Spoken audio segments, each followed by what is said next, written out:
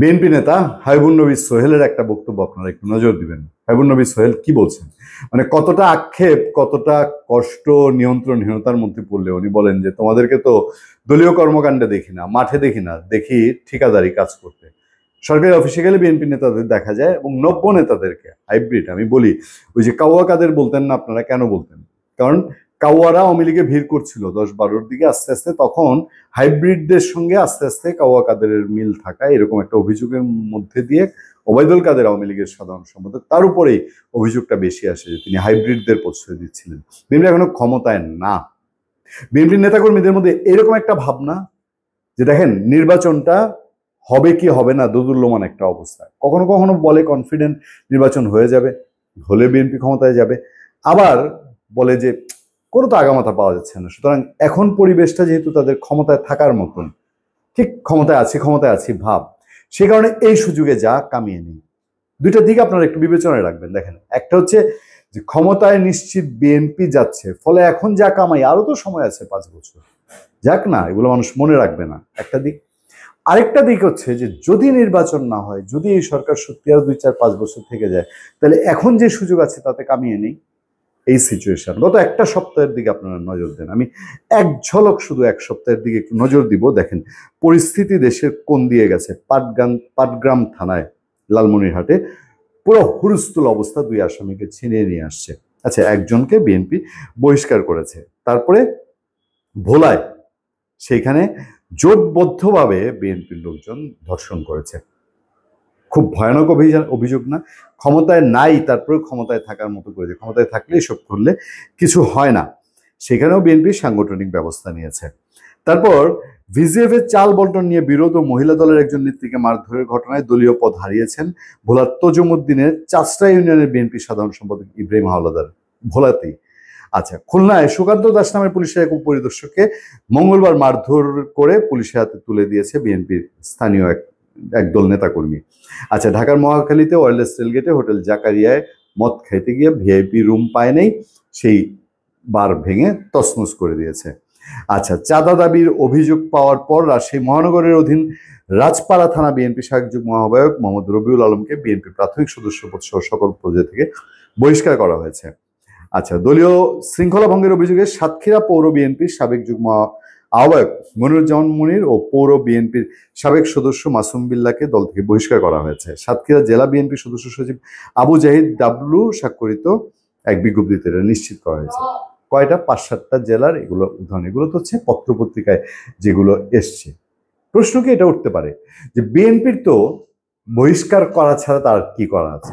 সে তো পুলিশ, তার পুলিশ বাহিনী নেই, বাংলাদেশে আইন শৃঙ্খলা বাহিনী তো সে নিয়ন্ত্রণ করে না, তার অর্ডারে চলে না। হ্যাঁ, আছে বিএনপি বড় দল, অনেক সময় ওসি সাহেবদের এটা বলে সেটা বলে, ওসি সাহেবদের, কিন্তু একটা মানুষকে সরাসরি অ্যারেস্টের ক্ষমতা, সাজা দেওয়ার ক্ষমতা তো বিএনপি নেই। ক্ষমতা কতটুক আছে যে এইটুকুই তাকে বহিষ্কার করা যায়। এই বহিষ্কারই এখন নেতাকর্মীরা বুঝে গেছে, আরে আমার নগদ নারায়ণ লাভ, আমি আগে টাকা কামাই। আচ্ছা, বহিষ্কার আদেশে আজকে দিছে, কালকে 2 দিন পরে তুলে নিব। আর টাকা যদি একটু বেশি কামাইতে পারে, টাকা আবার বড় নেতারে ঢাইলা বহিষ্কার আদেশ তোলা যায়। এটাও বাংলাদেশে বাস্তবতা। এবার আসেন বাস্তবে ফিল্ড কি। আমরা যেসব বড় বড় ঘটনা শুনলাম উপজেলা পর্যায়ে, আমার এই সপ্তাহে 2টা অভিজ্ঞতা বলি আপনাদেরকে। একজন, তিনি কিশোরগঞ্জের একটি উপজেলার বিএনপির সাধারণ সম্পাদক ভদ্রলোক, একটি মার্কেট থেকে, রাজধানীর মৌচাক মার্কেট এলাকায়, তিনি তার 2 মেয়ের জন্য 1,500 টাকার জামা কিনলেন, কাপড় কিনলেন। আমি দেখলাম বিশেষ একটা কারণে, তার সাথে আমার একটা প্রয়োজনীয়তা, সাংবাদিকতার প্রয়োজনই সেখানে যাওয়া। দেখলাম তিনি কাপড় কিনলেন 1,500 টাকার, এবং খুব সাদামাটা তার একটা চাকরি চলে গিয়েছিল আওয়ামী লীগ সরকারের সময়, সেটার জন্য তিনি চেষ্টা করছেন। আমি কথা প্রসঙ্গে এই রেফারেন্সটাই, এর পরদিন আবার পিরোজপুরের একটা থানার আহ্বায়ক কমিটি হবে আগামী 8 তারিখে, সেইটার একজন প্রতিদ্বন্দ্বী প্রার্থী, তাকে আমি বললাম যে দেখেন এই অবস্থা, আমি একজন সাধারণ বিএনপির মানুষও পেয়েছি। আমি তো দেখি যে ঢাকায় বিএনপির সাধারণ সম্পাদক অনেকেই আসেন, অনেক উপজেলার আমি চিনি, সভাপতিরা আসেন, কেউ কেউ উড়োজাহাজে উড়ে আসেন, লাক্সারিয়াস গাড়ি ব্যবহার করেন এই 10 মাসে, এবং লাক্সারিয়াস গাড়ি না হলে যদি ভাড়াও করেন, তার নিজের জন্য একটা করেন আর তার সাঙ্গপাঙ্গর জন্য আরেকটা করেন। এই যে ভদ্রলোককে আমি 1,500 টাকার কাপড় কিনতে দেখলাম, উনি আমার কাছে রেয়ার।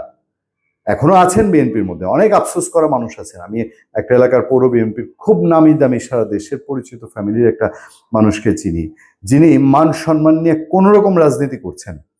আচ্ছা, ওই ভদ্রলোক যে 1,500 টাকার জামা কিনলেন মেয়েদের জন্য, এমন এমন উপজেলার প্রেসিডেন্ট সেক্রেটারি, অর্গানাইজিং সেক্রেটারি আছে, প্রতি সপ্তাহে 50,000 টাকার শপিং করেন বউ বাচ্চার জন্য, আছে না? এগুলো আপনাদের ধাতের কাছে উদাহরণ আছে কিনা এরকম দেখার জন্য। পিরোজপুরে যে ভদ্রলোকের কথা আমি বলছিলাম, উপজেলার বিএনপির আহ্বায়ক প্রার্থী, তিনি আমাকে বলছিলেন যে ভাই, আমার উপজেলায় আরেকজন নেতা আছে এরকম সমপর্যায়ের, প্রেসিডেন্ট সেক্রেটারি সমপর্যায়ের একজন নেতা, যে গত কোরবানি ঈদে তিনি কোরবানি দেওয়া দূরের কথা, ঠিক মতো ঘরে পোলাও কোরমাও করতে পারেন নাই, আর এবার 1.5 লাখ টাকার গরু কোরবানি দিয়েছেন। এই হলো ফিল্ডের বাস্তবতা। এখন এইসব প্রেক্ষিতে বিএনপি কি করবে? বিএনপি এই লোকজনকে, যেহেতু তার হাতে প্রশাসন নাই সরাসরি অপারেট করার জন্য, তাহলে কি বিএনপির এই উচ্ছৃঙ্খল এবং বলতে পারেন আমাদের দেশে বলে ছোটা গরু, এই ছোটা গরুরা এগুলা করুক, এবং এগুলা করলে পরে আইন শৃঙ্খলা বাহিনী ধরবে না, প্রশাসন সরকার এদেরকে কিছু করবে না, বলাই তো হয় যে এই সরকারের একটা বড় অংশ এই বিএনপির চাঁদাবাজ দখলদার এদেরকে ছাড় দিয়ে যাচ্ছে, যে এরা করছে, এরা করলে কোনো অন্যায় নেই। কেন করছে কাজটা? সেটা কি বিএনপিকে এই ডুবানোর জন্য, যে জামাত এবং তার সঙ্গীরা বলুক যে দেখেন বিএনপির আসল চেহারা, ক্ষমতায় না যেতেই কি অবস্থা, সেইটুক প্রতিষ্ঠিত করার জন্য? ভালো থাকবেন, সুস্থ থাকবেন। আপনাদের সাথে আমি আতিক রহমান পূর্ণিয়া। তবে শেষ করার আগে একটু অব্বর বলি, গ্রামেগঞ্জে আমাদের বহু পরিবার আছে, সেই পরিবার বখাটের একটা ছেলে সারা গ্রাম জ্বালিয়ে খায়, সারা মফস্বল জ্বালিয়ে খায়, তার নামে পিতামাতার কাছে বিচার দিলে কিছু হয় না, কারণ পিতামাতার কাছে আমার ছেলে ভালো, আমার ছেলে এগুলো করতেই পারে না, প্রশ্রয় দেয় না। এখন মাঝে মধ্যে বলে আমি তো বকে দিয়েছি, আমার ছেলেটারে বকছি, তারপরে তোমরা এগুলো বলো কেন, বেশি বাড়াবাড়ি করতেছো, আমার ছেলে যা করে নাই তাও তোমরা বলতেছো, একটু একটু করলে তো এই বয়স বাচ্চা বয়স করতেই পারে, করে কিন্তু ভয়ঙ্কর অন্যায়, মেয়েটাকে ঠিক মতো স্কুলে যেতে দেয় না, চাঁদাবাজি, দখলদারি, মাদক, রাত বিরাতে গান বাজনা বাজায় লাউড স্পিকারে। অভিভাবক যদি এরকম দুর্বল অভিভাবক হয়, তাহলে ওই সন্তান দিয়ে সমাজ তো আক্রান্ত হবেই।